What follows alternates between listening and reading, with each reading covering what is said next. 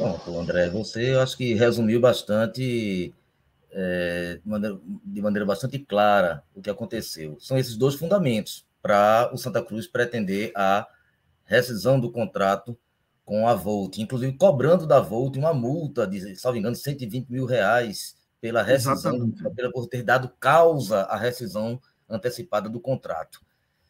E aí, de fato, se o contrato prevê que a Volt forneça, ao longo do ano de 2023, 7 mil uniformes, 7 mil peças de uniforme para a comissão técnica, o time, roupa de treino, etc. e tal, e a Volt afirma que já forneceu 6.048, estamos no mês de agosto, né? Isso aconteceu no mês de julho, então em 7 meses já forneceu bem 80% quase do total.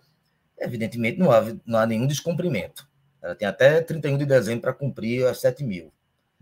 E em relação à questão da antecipação, dessa questão da retenção que a Volt estaria fazendo do crédito do Santa Cruz, violando lá a lei, né, de recuperação judicial, a meu ver, não corresponde à verdade.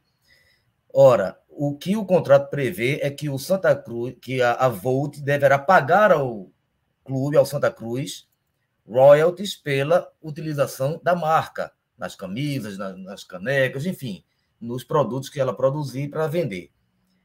Só que, ao invés de pagar mensalmente esses royalties, a Volt, a pedido do próprio Santa Cruz, antecipou em 2 milhões esse pagamento. Antecipação essa aqui, ó, só para dizer, antecipação essa que aconteceu ainda sob Joaquim Bezerra, né? Joaquim Bezerra foi em maio do ano passado. Se não me engano, foi em maio do ano passado.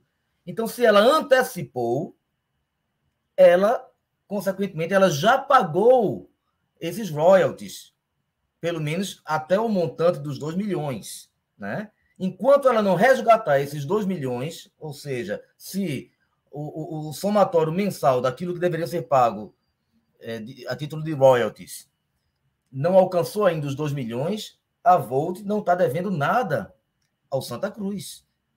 Então não tem que pagar. Ora, se eu já paguei antecipadamente 2 milhões, inclusive antes mesmo da decretação da recuperação judicial, é evidente que eu não posso ser compelido a pagar novamente aquilo que eu já paguei antes.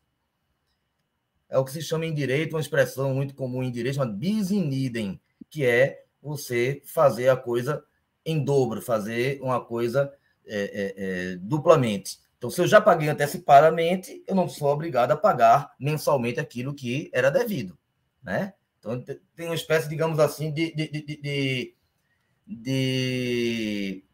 não vou dizer que seja uma moratória, né? Mas ele para de pagar, porque já pagou antecipadamente. Quando alcançar os 2 milhões, aí sim ele vai passar a pagar esses royalties mensais. Então, não tem absolutamente nenhum fundamento jurídico, a meu ver, essa notificação extrajudicial de Santa Cruz. E se, veja bem, nada impede que o Santa Cruz resolva, sim, romper o contrato com a Volt.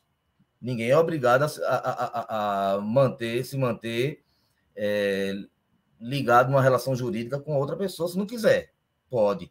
Mas aí quem vai dar causa é o Santa Cruz, e aí é o Santa Cruz que vai ter que pagar essa multa à Volt, né? Restituir o saldo que ainda não foi pago dos 2 milhões, restituir a Volt e mais a multa pela rescisão do contrato. Ou seja, é um tiro no pé, é algo absolutamente juridicamente sem fundamento e politicamente também um tiro no pé. O Kelps, o engraçado é que na notificação do Santa Cruz, ele fala na questão da multa. E ele coloca um valor lá de R$122 mil como de multa devida da Volt para o Santa Cruz.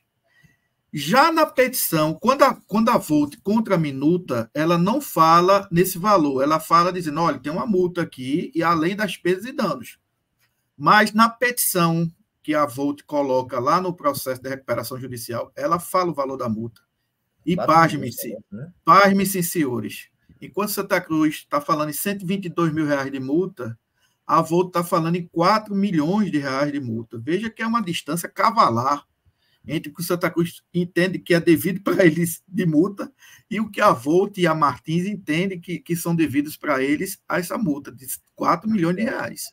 Eu observei isso aí também. Só não sei exatamente quem está com a razão, porque eu não tive acesso ao contrato em si, né? A gente viu apenas a notificação do Santa Cruz para a Volt e a empresa Martins, alguma coisa, e a contraminuta, ou seja, a resposta da Volt para o Santa Cruz. Mas o contrato em si eu não tive acesso. Só um detalhe aqui de bastidores. Pois não. Detalhe de bastidores, viu?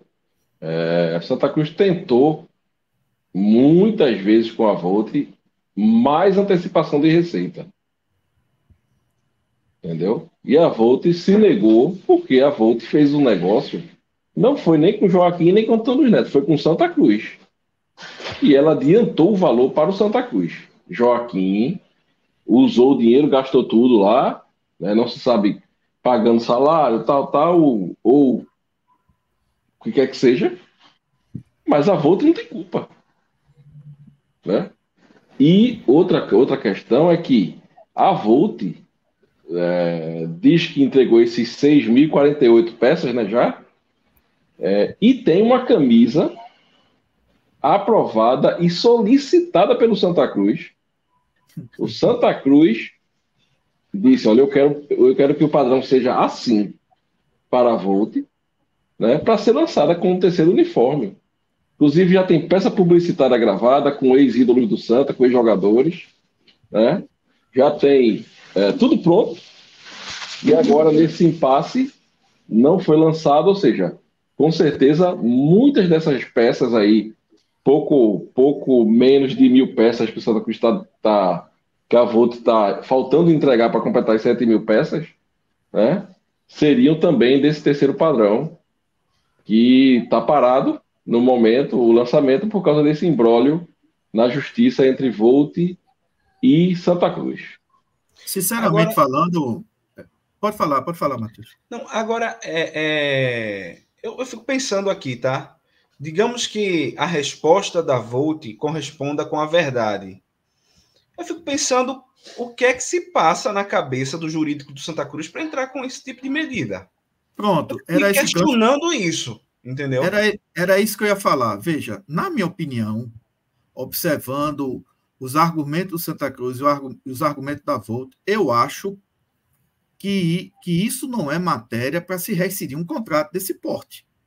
É muito pouca coisa. Essa questão do enxoval é ridícula, é negócio de menino buchudo, certo? E a questão do ROI, ela é tão clara, ela é tão lógica, que também passa por uma questão de entendimento mediano. O que eu acho é que deve ter alguma coisa por trás disso.